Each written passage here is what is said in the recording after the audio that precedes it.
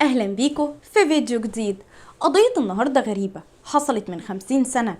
مجرم اعتدى على بنته وقتلها، والشرطة معرفتش توصل للمجرم ده ويقبضوا عليه غير من 5 سنين بس.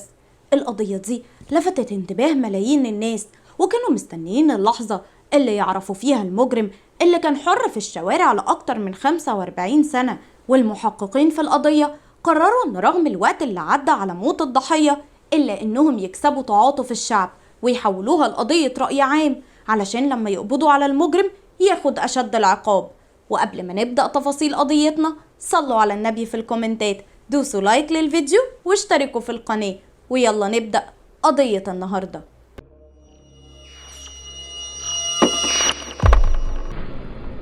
المجني عليها في قضيتي هي ليندا أوكيف، من مواليد 24 مايو سنة 1962 من كاليفورنيا الولايات المتحدة. بتكون الأخت الوسطانية لبنتين تانيين. مامتها بتشتغل خياطة وباباها ميكانيكي سيارات. ليندا كانت بتعشق الرسم وبتعزف على البيانو. كانت بنت جميلة كلها طاقة وحيوية، بتعشق الطبيعة، ما بتفوتش أي فرصة علشان تخرج فيها تتفرج على كل مكان طبيعي موجود جنب بيتها. كانت كمان مشتركة في فريق الكشافة التابع للمدرسة. ليندا كانت بنت محترمة جدا وأهلها ناس محافظين، ولما وصلت سن 11 سنة أهلها سمحوا لها تروح المدرسة وترجع بالعجلة بتاعتها.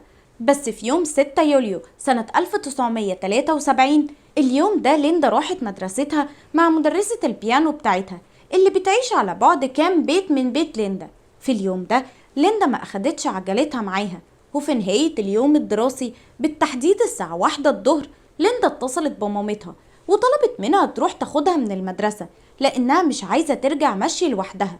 بس مامة ليندا كان عندها شغل كتير في البيت، وعلشان كده طلبت من ليندا ترجع البيت مشي، وخصوصا ان المسافة ما بين البيت والمدرسة يدوب 2 كيلو، يعني مش بعيد خالص عن البيت. وقتها ليندا اتضايقت من تصرف مامتها وقعدت تعيط كتير، بس مامتها قررت انها تسيبها ترجع لوحدها وتبطل كسل وتمشي. اليوم ده ليندا فضلت تعيط كتير لدرجة ان السكرتيرة في المدرسة قالت انها كانت بتتمنى يكون بيت ليندا في طريقها للبيت علشان تاخدها توصلها معاها، بس لان طريق بيتها في طريق معاكس لبيت ليندا فسابتها تروح لوحدها. المهم ان اليوم الدراسي خلص وليندا خرجت من المدرسة، وفضلت واقفة شوية على أمل إن مامتها تكون غيرت رأيها وهتيجي تاخدها. وبعد نص ساعة ليندا استسلمت للوضع وإنها لازم تروح لوحدها. وعدى الوقت ومامة ليندا في البيت بتشتغل وعينيها على الساعة اللي عمالة تتحرك وليندا ما بتوصلش البيت.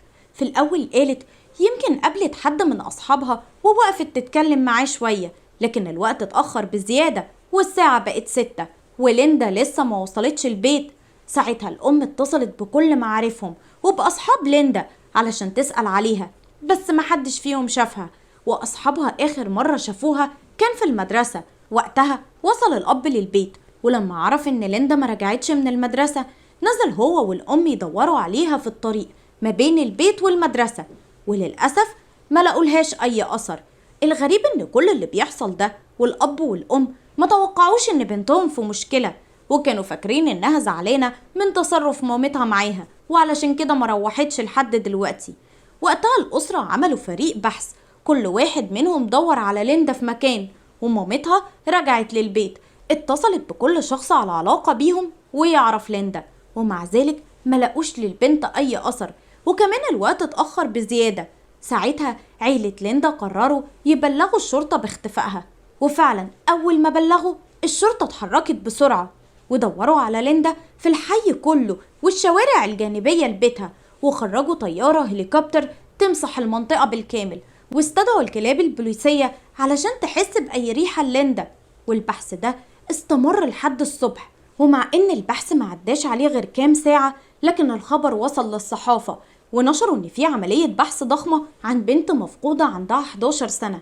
في الوقت ده كانت أسرة ليندا قاعدين على أعصابهم، ورجال الشرطة بيحاولوا يلاقوا أي أثر لليندا. والصبح الساعة 10:30 بالظبط بتظهر المفاجأة، وهي إن شخص ومراته وابنه كانوا على بعد 9 كيلو من بيت ليندا بيدوروا في الكهوف عن الزهور النادرة والضفادع. وهم بيدوروا في واحد من الكهوف اكتشف الأب إن في جسم بشري متغطي بالمية، وتوقع إن الجسم ده للبنت اللي سمع في الأخبار عن عملية البحث عنها، وبسرعة جرى يدور على أي تليفون عمومي علشان يكلم الشرطة ويبلغهم. لكن للحظ بيلاقي قدامه ضابط من رجال البحث وبيقوله على اللي شافه وبياخده يوريله المكان. وبسرعة الضابط بيبلغ باقي فريق البحث وبيتوجهوا لمكان الكهف، وهناك بيكتشفوا رجال البحث إن دي جثة ليندا، وعلى طول بيستدعوا فريق البحث الجنائي والطب الشرعي. وبعد وقت قليل فريق البحث الجنائي بيلاحظ آثار عجلات عربية جنب المكان اللي فيه الجثة، وبيلاقوا شنطة ليندا مرمية جنب الكهف. أما بقى الطب الشرعي فبيعرف إن ليندا تعرضت للاعتداء، وبيلاقي بقايا حمض نووي على الجثة، والطبيب بيؤمر بحفظ العينة دي، وبيأكد إن الوفاة حصلت ما بين الساعة 10 بالليل للساعة 2 بعد نص الليل. وده أكد للمحققين إن المجرم حجز ليندا عنده الوقت قبل ما يقتلها. وبعد انتهاء التحقيق في موقع الجريمة المحققين قسموا نفسهم لفريقين، جزء منهم راح لمدرسة ليندا يستجوب المدرسين والتلاميذ، والجزء التاني راح للحي اللي ساكنة فيه ليندا يستجوب السكان هناك علشان يوصلوا لشاهد فيهم شاف ليندا. وفعلا في المدرسة واحدة صاحبة ليندا قالت إنها شافتها بعد ما خرجت من المدرسة، وكانت في عربية فان لونها فيروزي بتقرب منها ببطء، واللي سايق العربية اتكلم مع ليندا، بس للأسف فجأة اختفت العربية وليندا من قدام عينيها. في نفس الوقت ده كانوا رجال التحقيق اللي في الحي اللي عايشة فيه ليندا وصلوا لشاهدين تانيين، وهم بنت عندها 19 سنة ومعاها مامتها، وقالوا إنهم شافوا ليندا وهي راجعة من المدرسة. وقتها كانوا هم رايحين السوق ولقوا إن في عربية لونها فيروزي قربت من ليندا، واللي سايق العربية بيتكلم معاها. ساعتها البنت ومامتها وقفوا من بعيد يشوفوا إيه اللي بيحصل، ولقوا إن ليندا ركبت العربية مع الشخص ده، ووقتها مشوا لأنهم عارفين ليندا كويس وإنها مستحيل تتكلم مع حد ما تعرفوش، فأكيد مش هتركب مع شخص غير لما تكون تعرفه كويس جدا. وبكده بقى عند المحققين 3 شهود شافوا ليندا وهي راجعة من المدرسة، وكلهم أجمعوا إن اللي كلمها هو الشخص صاحب العربية الفان اللي لونها فيروزي، وأكيد هو ده المجرم. وقتها المحققين رسموا صورة تقريبية للمجرم بناء على أوصاف الشهود ليه، وعرفوا إن عمره بيتراوح ما بين 24 سنة ل 30 سنة، ودي كانت كل المعلومات اللي المحققين قدروا يوصلوا لها في الوقت ده. وللأسف الشهود ولا كانوا شافوا رقم العربية ولا قالوا نوعها ايه، وحتى الحمض النووي للمجرم اللي حرزه الطب الشرعي مش هيعرفوا يستخدموه ضده، لأن الوقت ده ما كانش لسه ظهر تحاليل الدي ان ايه ولا تقدم العلم زي دلوقتي. وما بقاش قدام المحققين غير انهم يرجعوا لموقع الجريمة تاني ويدوروا هناك على اي معلومة، ويبدأوا يسألوا سكان المنطقة عن اي حاجة غريبة حصلت في اليوم ده. وفعلا واحدة من السكان قالت انها سمعت بالليل صوت بنت بتصرخ وبتقول ما تعذبنيش، بس فجأة الصوت ده اختفى، وأكدت ان وقتها الساعة كانت 10:30 بالليل. ومن هنا المحققين اتأكدوا ان ده الوقت اللي المجرم موت فيه ليندا، وخصوصا كمان انه بيتفق مع الوقت اللي حدده الطبيب الشرعي اللي كان قايل ان وقت الوفاة حصلت ما بين الساعة 10 بالليل للساعة 2 بعد نص الليل. بعدها المحققين ورجال التحقيق رجعوا يكملوا تفتيش في موقع الجريمة، وهناك قابلوا شخص بيرسم مناظر طبيعية في المكان، ولما سألوه إذا كان يعرف حاجة عن الجريمة قال إنه يوم الجريمة كان جاي لنفس المكان علشان يرسم، ومن بعيد لاحظ إن في عربيات شرطة كتير في المكان وظباط محوطين المكان كله، وشاف كمان شاب بيراقب الوضع من ورا الأشجار. ولما سألوا عن اللي بيحصل الشاب قاله إن الشرطة لقت جثة بنت. الغريب بالنسبة للشرطة هو الشخص ده عرف منين إنها جثة بنت، مع إنه كان واقف على مسافة كبيرة جدا من موقع الجريمة، وشكوا إن ده ممكن يكون المجرم.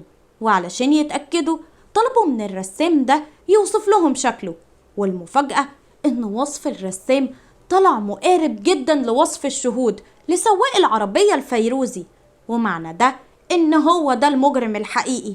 بس صعب جدا المحققين يوصلوا لشخص في الفترة الزمنية دي من مجرد صورة تقريبية ليه، وكمان الجريمة حصلت من يومين، يعني وارد جدا يكون المجرم هرب من المدينة. وبعد يومين بالظبط ظهر للمحققين مفاجأة، وهي إن راح لهم جار ليندا واعترف إن هو المجرم اللي قتلها. ووقت التحقيق عرفنا إنه شاب اسمه ويتر ويتن، عنده 18 سنة، بيكون زميل أخت ليندا في الفصل. بيتر اعترف إن هو الجاني، وبعد 7 ساعات من التحقيق معاه انتشر خبر القبض على المجرم في المدينة كلها. في الوقت ده الشرطة كانت بتستجوب بيتر وسألوه عن كل تفاصيل الجريمة، وكمان فتشوا بيته اللي بيعيش فيه مع عيلته، وشكوا المحققين بنسبة كبيرة إن بيتر مش هو المجرم، لأن كل الاعترافات اللي بيقولها عكس تماما اللي هم اكتشفوه في موقع الجريمة، وبيتعارض مع تقارير الطب الشرعي. وبعد 3 أيام المحققين استدعوا الشهود اللي شافوا المجرم، وقالوا إن الشخص اللي شافوه مع ليندا يوم الجريمة مش هو بيتر. وبكده المحققين برأوا بيتر من تهمة القتل، بس وجهوله تهمة الشهادة الزور والتصريح بأدلة غير صحيحة عن عمد أثناء تحقيق رسمي. واستقروا المحققين إن بيتر مريض نفسي كان عايز يستفيد من الشهرة اللي وصل لها المجرم ويلفت الأنظار ليه. وبعدها رجعت الشرطة تدور على المجرم الحقيقي اللي ما معهمش غير صورة تقريبية ليه ولون عربيته. ووقت ما الشرطة كانت بتنشط المدينة كلها، كانوا أصحاب ليندا كمان خرجوا بعجلاتهم يدوروا على المجرم في المدينة، يدوروا على أي شخص معاه عربية فان لونها فيروزي. وفي خلال الوقت ده الشرطة حققت مع 175 شخص من سكان المنطقة اللي بين مدرسة ليندا وبيتها، على أمل إنهم يلاقوا حد يعرف المجرم، لكن للأسف مفيش أي نتيجة. وفي الوقت ده كان عدى على الجريمة أسابيع من غير ما يوصلوا لحاجة، وفكروا رجال التحقيق ينشروا صورة المجرم اللي معاهم في الجرايد، بس كانوا خايفين إن المجرم يشوفها ويهرب، ومع ذلك ما كانش عندهم حل تاني ونشروا صورة المجرم. والغريب إنها ما وصلتهمش لأي حاجة ومحدش اتعرف عليه. وبعد شهرين من الحادثة وصل للشرطة بلاغ إن في شخص اتعرض لبنت من نفس الحي وخطفها واعتدى عليها وسابها بعدها. ومن هنا المحققين ربطوا بين القضية دي وقضية ليندا، وتوقعوا إن هو نفس المجرم، واستجوبوا الضحية وأخدوا منها أوصاف المجرم اللي اعتدى عليها. بس بالرسم اتضح اختلاف كبير في الشكل بين المجرم ده وقاتل ليندا، ده كمان كل التفاصيل مختلفة، حتى العربية اللي كانت مع المجرم لونها أبيض. وبدأت الشرطة تدور على المجرم اللي معاهم أوصافه الجديدة، وكان عندهم أمل يكون هو الجاني في قضية ليندا. وبعد وقت قدروا رجال الشرطة يوصلوا للمجرم اللي اعتدى على البنت، وبعد التحقيق معاه طلع بريء من قتل ليندا وتوجه له بس تهمة الاعتداء على البنت. ورجعوا المحققين يشتغلوا تاني على قضية ليندا ويدوروا على المجرم، لكن الوقت بيمر ومفيش جديد في القضية، والقضية تتركن شوية ويرجعوا المحققين يشتغلوا عليها تاني. وفضل الوضع على الحال ده لحد ما وصلنا لسنة 2001، وكان مر على جريمة قتل ليندا 28 سنة. في الوقت ده كان ظهر تحاليل الحمض النووي في أمريكا، وكان مكتب التحقيقات الفيدرالي جمع قاعدة بيانات للحمض النووي لمجموعة كبيرة من المتهمين والمشتبه فيهم. فرجال التحقيق في قضية ليندا وقتها بعتوا للمعمل المختص بمكتب التحقيقات الفيدرالي الحمض النووي المتخزن عندهم واللي لقوه على جثة ليندا وقت العثور عليها. وبعد تحليل الحمض النووي قارنوه بقاعدة البيانات اللي عندهم، بس للأسف ما لقوش تطابق مع ولا حمض نووي تاني موجود في قاعدة البيانات. وده معناه إن صاحب الحمض النووي ده ما توجهلهوش ولا اتهام ولا اترفعت ضده قضية قبل كده، أو ممكن يكون حصل ده واترفعت عليه قضية بس قبل ما يبدأوا يجمعوا الحمض النووي من المتهمين. وقتها الأطباء فكروا يوصلوا من خلال الحمض النووي اللي معاهم لحد من قرايب المجرم، بس للأسف ما قدروش، لأن الطب وقتها ما كانش زي دلوقتي، ولسه تحاليل الحمض النووي ما بقتش بالتطور اللي عليه في وقتنا ده. وفضلت القضية قيد البحث والتحري لحد ما وصلنا لسنة 2018. في الوقت ده كان علم الجينات والوراثة وتحاليل الحمض النووي اتطورت بشكل كبير، ووصلوا التحقيق تاني في قضية ليندا. ووقتها الأطباء استخدموا طريقة جديدة للعثور على قاتل ليندا، وهي انهم يدخلوا الحمض النووي للمجرم على جهاز الكمبيوتر فيخرج لهم صورة شبيهة ليه. وفعلا الأطباء استخدموا تقنية التنميط الظاهري للحمض النووي، وخرجت لهم صورة شبيهة للمجرم، بس كان في سن كبير، وقدروا يوصلوا لشكله لما كان عنده 20 سنة. والمفاجأة إن الصورة طلعت شبيهة بنسبة كبيرة للصورة اللي وصفها الشهود اللي شافوا المجرم من 45 سنة. وفي العادة وفي الحالات اللي زي دي المفروض إن الشرطة بتنشر صورة المجرم في وسائل الإعلام علشان الناس تتعرف عليه ويبلغوا عنه، لكن في القضية دي المحققين قرروا استخدام طريقة جديدة منها يوقعوا بيها المجرم وكمان يكسبوا تعاطف العالم، علشان القضية عدى عليها سنين. وفي يوم 6 يوليو سنة 2018 بعد 45 سنة من موت ليندا، المحققين استغلوا وسائل التواصل الاجتماعي لإحياء القضية من جديد، وكتبوا مجموعة رسائل على تويتر تخص حياة ليندا واللي حصل معاها، وكل الأحداث كانت حقيقية ومن مصادر موثوق منها، وخلوا كل الرسائل تظهر بشكل وكأن ليندا بنفسها اللي بتحكيها، وهيئوا للعالم إن ليندا مازالت على قيد الحياة. وطبعا مع كل رسالة المحققين بيكسبوا تعاطف الشعب أكتر، ومع وصولهم للرسالة 68 والأخيرة هيئوا للناس إن ليندا بتحكي اللي حصل معاها يوم الجريمة. وبدأت آخر تغريدة برواية ليندا عن يومها في المدرسة وخناقتها مع مامتها لما مرضتش تروح لها المدرسة وتاخدها للبيت، وعيطها لما حست إنها هتمشي طريقها للبيت لوحدها، وكأنها حاسة إنه آخر يوم ليها وهتقضي آخر لحظاتها وحيدة. والمحققين كتبوا في وصف الجريمة أكتر تصور وصلوله، واللي تقريبا كان صورة طبق الأصل من الواقع اللي ليندا مرت بيه لحد ما اتقتلت. وفي آخر الرسالة كتبوا رسالة على لسان ليندا وهي بتقول إن زمان حقها ضاع بسبب عدم كفاية الأدلة، لكن النهاردة وبفضل العلم ظهرت أدلة جديدة هتوصلهم للمجرم، وهي إن الحمض النووي ليه وصلها لصورته، وطلبت من الناس تساعدها توصله. وفي آخر الرسالة المحققين حطوا صورتين للمجرم، صورة في سنه وهو كبير وصورة ليه وقت ما ارتكب الجريمة. المفاجأة بقى للمحققين إن الناس اتفاعلت مع التغريدات أكتر ما كانوا متصورين، ووصل عدد الأشخاص اللي تبعوا الجريمة 7 مليون بني آدم. وفعلا ناس كتير اتعاونت مع الشرطة وبلغوا عن أشخاص تشبه المجرم، بس للأسف ولا واحد منهم الحمض النووي بتاعه تطابق مع الحمض النووي للمجرم. وبعد 6 شهور قرروا رجال التحقيق إن بما إن العلم اتقدم عن الفترة اللي فاتت يرجعوا تاني يدوروا من الحمض النووي للمجرم على أي أقارب ليه، وفعلا وصلوا لابن عمه من الدرجة الثالثة. ووقت ما كانوا بيحاولوا يعملوا حصر للعيلة اكتشفوا مفاجأة، وهي إنهم لقوا الحمض النووي للمجرم نفسه في قاعدة بيانات المواطنين اللي حملوها بإرادتهم، وعرفوا إن قريب ليه هو اللي حملها نيابة عنه. وأخيرا وصلوا للمجرم واسمه بعد 45 سنة من ارتكابه للجريمة، وعرفوا إن اسمه جيمس ألان نيل، وحاليا عمره 72 سنة.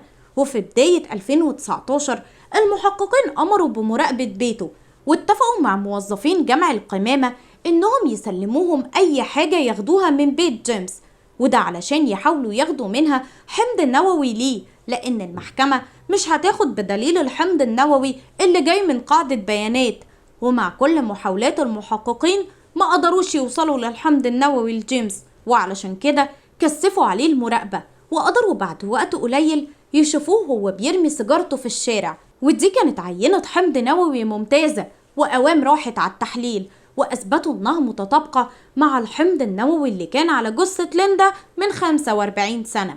وبكده تم القبض على جيمس وتوجه له تهمة قتل ليندا أوكيف، ومع إنه أنكر إنه يعرف ليندا أو شافها قبل كده، لكن المحققين عملوا مؤتمر صحفي وأعلنوا فيه إنهم قبضوا على المجرم الهربان من 45 سنة. وبعدها المحققين بدأوا يجمعوا معلومات عن جيمس، وعرفوا إنه من مواليد شيكاغو سنة 1946، وانتقل مع أهله لكاليفورنيا من وهو صغير، وأهله كانوا بيعاملوه بقسوة وعنف، وده خلاه عدواني من وهو صغير.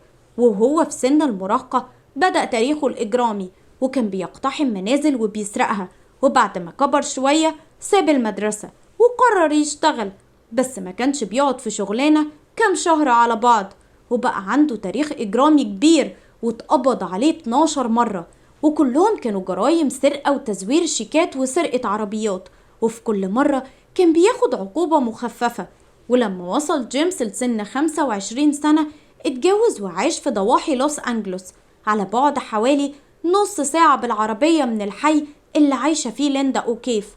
وبعد فترة جيمس طلق مراته وعاش في ولايات كتير، وفي خلال الفترة دي اتقبض عليه بسبب ارتكابه 3 مخالفات مرورية. وفي سنة 1997 اتجوز جيمس للمرة التانية، وكان دايما بيتورط في حالات إساءة معاملة أطفال. وأخيرا في سنة 2010 بنت من الكنيسة اتهمت جيمس انه بيتحرش بيها، والكنيسة واجهوه وهو اعترف بالحقيقة. بس الغريب ان فجأة القضية اتكتم عليها والبنت غيرت أقوالها، ومن اللحظة دي ولمدة 9 سنين محدش سمع حاجة عن جيمس، وكان عايش زي ما بيقولوا كده جنب الحيط. بس يشاء القدر إن قضية ليندا تكشفه من جديد، والمحققين صمموا يجمعوا كل الأدلة اللي تدينه في قتل ليندا قبل ما يعرضوه على المحكمة، وحاولوا يثبتوا إنه في سنة 1973 كان بيملك عربية فان لونها فيروزي، بس للأسف ما قدروش. لكن عرفوا إنه في الفترة دي كان بيشتغل عامل في مجمع سكني ويقدر ياخد عربية الخدمة، وقدروا يوصلوا إنه في سنة 2004 اتوجه له تهمة خطف بنتين، لكن ما قدروش يثبتوا عليه التهمة. وكمان بعدها كان من ضمن المشتبه فيهم في 5 قضايا خطف واعتداء على أطفال، وبرضه ما ثبتتش عليه ولا قضية منهم. وكل الأدلة دي المحققين كانوا جاهزين يقدموها للمحكمة في فبراير 2020، بس للأسف محاكمة جيمس اتأجلت بسبب الوباء العالمي. وفي مايو 2020 تعب جيمس واتنقل للمستشفى، واكتشفوا هناك انه مريض بسرطان الرئة وهو ما كانش يعرف، وتوفى بعد يومين بالظبط من دخوله المستشفى. وبكده بتنتهي قضية ليندا اللي استمرت 50 سنة.